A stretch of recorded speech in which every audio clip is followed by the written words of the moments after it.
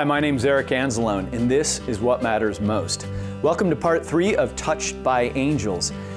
You know, life is really about the journey, not the destination. Which is funny because today in the 21st century, we all spend so much time looking at a GPS and not out the windows. And we covered a lot of ground in our first 2 episodes. Everything from karma to death is a doorway, not an end, to learning from our children and even ETs. But today, let's begin with living in the moment. So let's revisit the day we spent with Candy Danzis, the mainstream mystic, Pat Caffrey, who embodies the angelic council of light, and Mary Note Law, a sacred artist healer. What is the power then of living in the moment? And how, is that part of getting over fear? How do you live in the moment? If you're totally in the moment, I mean totally just now, and you think about it, okay, this is the moment. I'm here right now in this second. What do I have to fear? Do I have everything I need? I have a roof over my head. I have a full belly. I've got everything I need right here. Is there anything to fear in this moment? And if the answer is no, then you're great. If you're standing on the edge of a cliff and the rocks are crumbling under your feet, and there's times that you have to look at that and say, you know, there's a reason for being afraid right now, and I need to use that fear to propel myself to safety and pull myself back. So there's times that fear can be a good thing too, and living in the moment can help you be there. Yeah. Living in the moment kind of seems ironic since there is no, time is not linear. That's a very human concept. There is the moment. Yeah, and well, God works in mysterious ways, and so sometimes living in the moment, we're not even, it's not exactly what we had anticipated, right? Things just happen. But you know, another thing is that we're never alone. So when we're in that moment and something comes and we're thunderstruck and we weren't anticipating it, our fear response is to say, okay, what can I do? And go into defensive posture, battle posture, panic mode, or any combination of those things. But when you remember that you're not alone and that your truth is love and that there's a bigger picture and there's a perfect unfolding and that life is allowing you to move through this journey of learning, then you can say, I need help. And help arrives, you know? You said it so timidly. When I get to that place, I'm always like this, help me! Yeah. Right, and it doesn't matter how you claim it. It's knowing that it's there for you. And life is a journey, but it's not about the destination, it's about the journey itself, correct? You know about that. Your book is all about that. Yeah, it is. You didn't even know where you were going. You just... No clue. No clue. In the car, put your hands on the wheel, and just... Yeah, well, you know, as a man, you know, that's just ingrained in me. I know where I'm going, it's fine. I never stop to ask for directions, yeah. Which I always end up never where I thought I would. Well, I can tell you this, every Wednesday and Saturday, I ask you guys, please, give me those numbers, let the Powerball. We hear you a lot, but that's not what you need. Exactly, well, that's what I was getting at, was that the power of prayer really works, but when we pray, we're praying with human mentality, and we do always get what we need. You know, instead of winning the Powerball, I might find a quarter on the ground, which later will sit on my counter until I use it to do something, which leads to something that serendipitously brings me joy, and I don't even make the connection, correct? Right. Well, you know, it just all is kind of tied in, yeah. Although, listen, you guys, seriously, this Wednesday... We got your number. Yeah. Can I ask the council, do sometimes, you know, we silly humans, we don't always get the message like you just said. So does the council, do the angels, do they ever go, oh, let me, you know, remember all Clarence? All the time. Clarence, yeah. What are you saying? You know, Clarence from It's a Wonderful Life. Well, they actually then become physically the embodiment. Do angels actually physically come and they go, whoop, go this way, and then they're gone? Does that really happen, or is that stuff of Hollywood? To an extent, yes, but there's a codicil on our jobs here, is that we can't interfere unless you ask us for the help. If you ask us for help, and we're there, we'll do everything we can to set you up on the right path. if you say to us, oh, I need money or something like that, all we can say is, yes, you do. Right. Because say to us, I need a particular thing. This is what I need. Help me, show me how to do this. Send me the help I need for this. The only time that's different is if you're in a situation which it could be life-threatening and it's really not your time to leave. And there's been hundreds of thousands of stories out there with people that have been either in accidents or almost in accidents where they'll just be moved to a different spot and the car misses them or something happens. And that's when we can interfere without being asked. But other than that, ask us. Let us help. Let us do our job. Well, serendipitously, when we let ourselves, when there is harmony, when we do something that brings us the most joy, we're led to the highest choice. Correct? Is that meaning we're on the right path? I think is what I'm trying to say. When you're on the right path, and this is going to sound really weird, but when you're on the right path, you probably won't hear us. If you're on the right path, we don't have any reason to whisper in your ear or push you in a different direction. You're doing fine. It's when you get off path that we have more reason to say, hey, psst, walk over here. Do this a little differently. I'll often have people in my workshops say, I want to see an angel, and they want to see them embodied in full-blown color. And I'll say, that's a possibility. But usually it's the 911 experience that you see them. Don't wait till 911 to be able to envision in your mind an angel. And when things are going peacefully, don't ask for trouble. Yeah, I like that. And now you talk about this in your book. It's always when things are coming, or they're just terrible, or it's becoming dire, that we need to stop and smell the roses or feel the sunshine on our face, but we don't. And that's that's the time to really appreciate the beauty of life, correct? Yes. Absolutely. We have some of those things built into our culture even to remind us, stop and count to 10, take a breath, go outside and look at nature. So we know somewhere inside us that that's what we need to do to center ourselves. Developing a regular practice of doing things like that when times are good gives you something to fall back on instinctively when you're under stress. And for what you said, which was perfect, people want to see it in full color, and you're looking for a particular thing. We don't have wings. We're in spirit. There's no wings that looks like that because of the way the energy's configured. But if someone's looking for those wings, they're not going to recognize the wings us are, anyway. I'm guessing, symbolic anyway, right? It was the only way the artist knew how to depict us, Right. because of the energy that they felt. That's how they painted it, and then it just kind of took off. Certainly, on this journey, listening to divine guidance is pretty much paramount. Correct? Is there a good way to do? Is this prayer, or is this meditation, or is this stopping to smell the roses, or all of the above? In my case, the angels really guide me and my clients to awareness is the key to the connection, to that angelic guidance, the whatever guidance your God guidance, your source guidance. Awareness in the moment. If we're too busy, moving too quickly, we miss the signs, the information, the guidance that is coming to us. So you said, is it meditation, is it prayer? It's different for every person, because for some people, meditation drives them crazy. But a prayer is okay. Yeah, meditation sounds like work. Prayer is, Or walking through a garden brings them into that place of awareness, or artwork brings them into the place of awareness. Whatever brings you to the place of awareness of yourself and outside yourself. And then the guidance can get to you. So it's coming into awareness in whatever way is easiest for you. Because that guidance is there for you. You just kind of need to open up to it. So the awareness being opening up your perception to allow it, and removing yourself, for me, removing yourself from the distractions.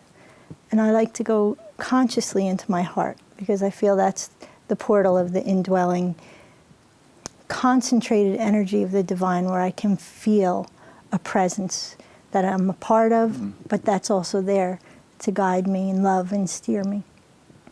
one of the things we find most challenging, and the we as the council here, is that our job as a council, as the angelic realm, is to guide humanity, to help you.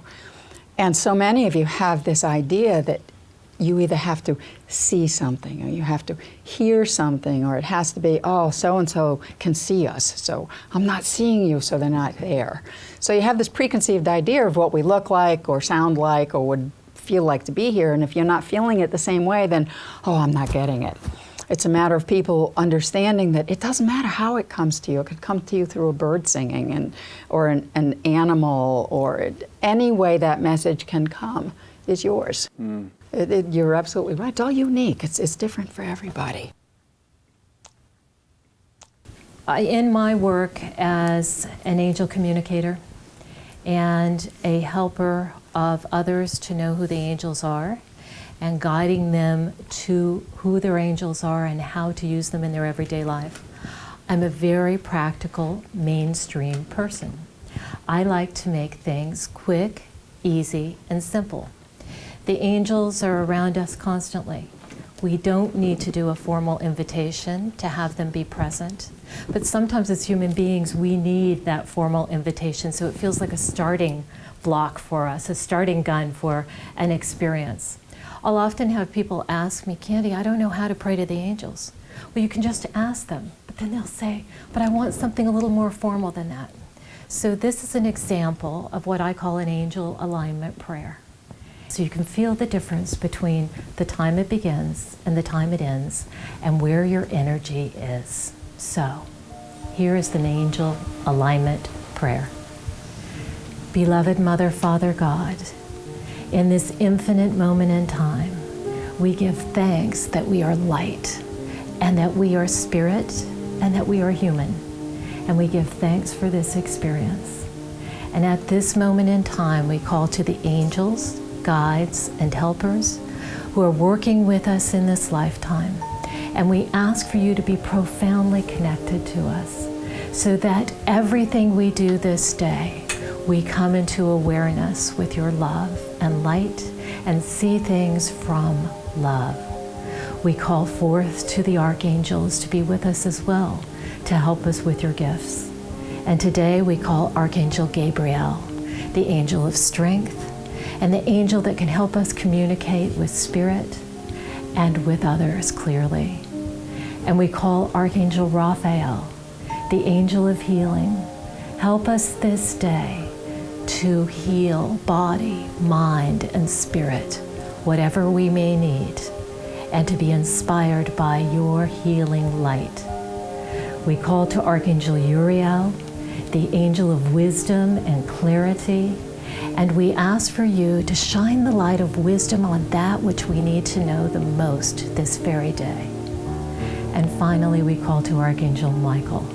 And Michael, as the angel of courage and protection, we ask for you to clear away anything that is of worry, fear, or doubt.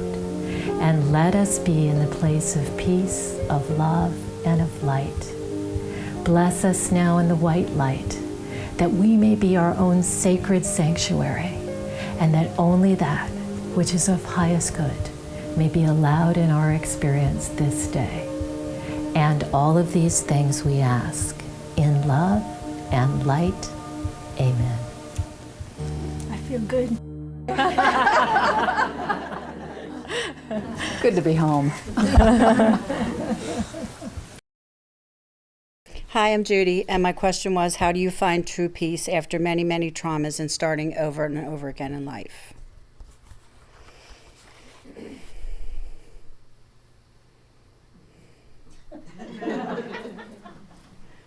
Can I actually add something to Judy's?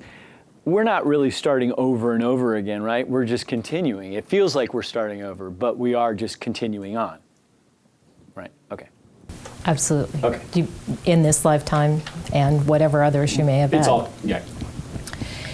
If we think of this life experience as a school experience that we're choosing to participate in, you may have chosen a graduate school experience this go round, and it's going to come with stronger, lessons, harder, if we want to call it lessons, and more lessons than you had in grammar school. And so as you recognize that you have grown dramatically as a soul with each of those experiences, you can almost pat yourself on the back and say, hey, it may be hard, but I've obviously taken the graduate school level and I'm doing a pretty good job. The other thing to remember is that you are deeply loved as you go through the experience, and that spirit, angels, to the best of their ability, remember that when you are in the physical, we experience things called emotion and pain, and they are doing the best that they can to help you release that emotional pain so that you can move on to the next experience. And last but not least, the angels have recently told me that looking back towards the past is the surest way to create pain in the present.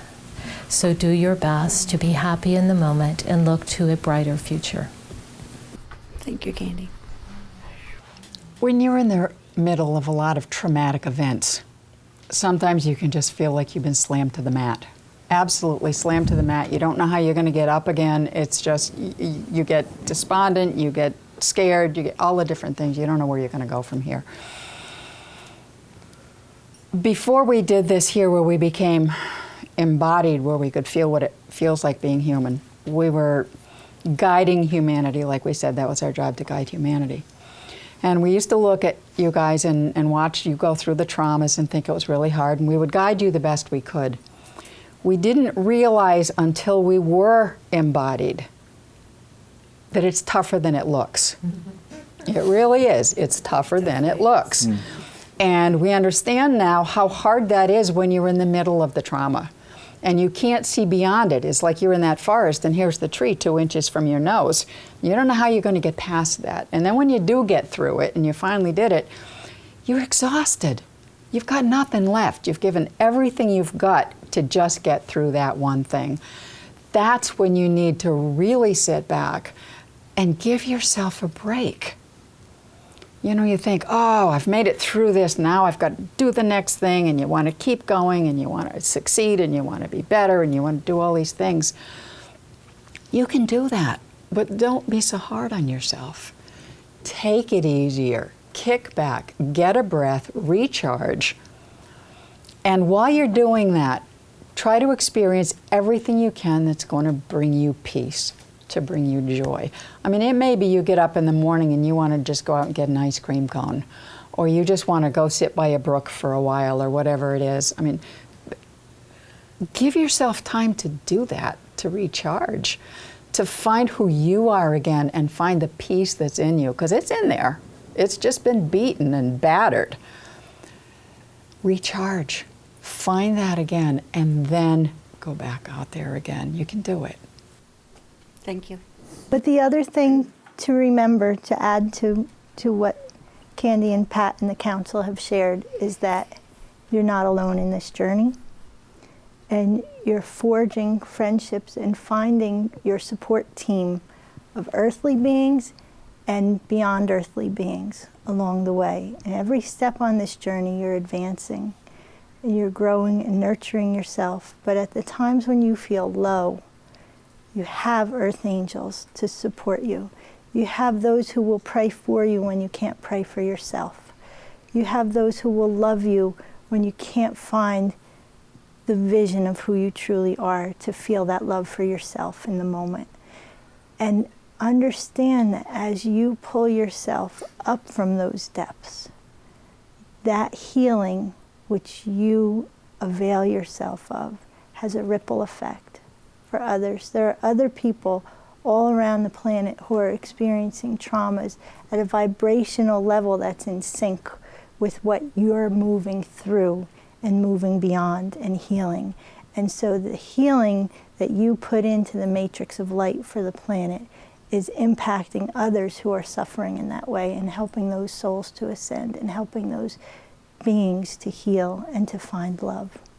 Remember, It's a Wonderful Life? You just, Clarence, his message to George was, no man is a failure who has friends. That just totally reminded me of that. Can we add just one more little thing on there too that came up? we are, as the angelic realm, we are no more important than you are. We're no better than you are. We just have a different job. And our job is to help you. Don't be afraid to ask for that. Really don't be afraid to ask for that and say, I need help with this right now. Guide me, show me, help me with this. And we can do everything we can. We can put messages on the side of a truck you're going to go by. You can open up a book and there it's going to be. Let us help you with that, but we need your help. Show us how. Show us what you want. Okay, thank you. Those were wonderful questions. Thank you very much. That was great. Yeah.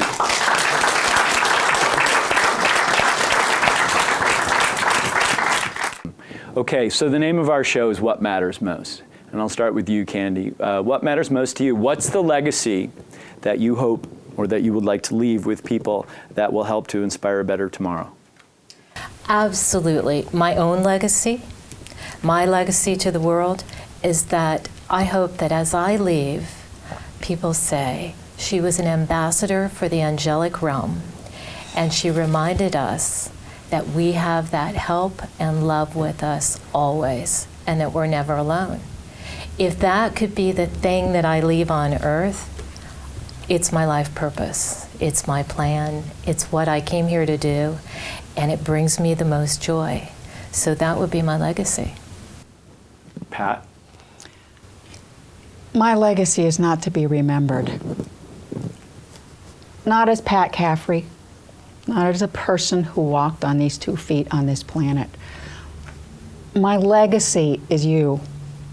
I want everybody to feel that their heart is special, that they're the angels that are walking this planet. You're the people, you're the souls, you're the love that are embodying this planet, and that it's up to you to create that from the love that's in here.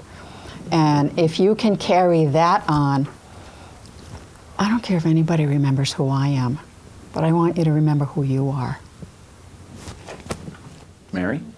I think along the same lines as what Candy and Pat said. I think that what I hope I can share with others is that within each of our own hearts is all of the love, the presence, the guidance of the universe. There's indwelling God. The angels are right within reach. There's no separation, no distance. And so in anything that we do, we can tap into that energy. And it's really just tapping into an awareness, because that's the energy of which we're formed. So turning on our awareness to that presence of love and allowing that to flow.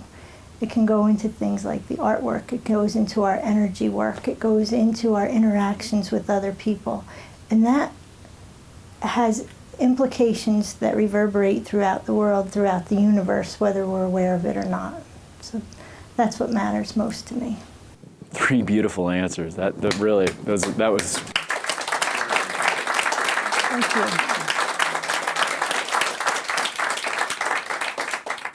3 beings of light, Candy, Pat, and Mary, on 3 separate journeys, but leading to the same destination. Their spiritual connection with the celestial world awakens us to the infinite possibilities that exist and assure us all that we are not alone. Reminding us, once again, that the simple things in life are what matter most. Namaste.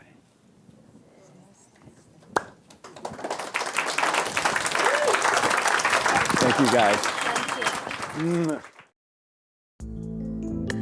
If you enjoyed our program, please share it. Become a partner. We welcome your support as we continue to create enlightening episodes and meaningful programming. For more details, check us out at whatmattersmostshow.tv and on Facebook /Experience Nirvana. Namaste.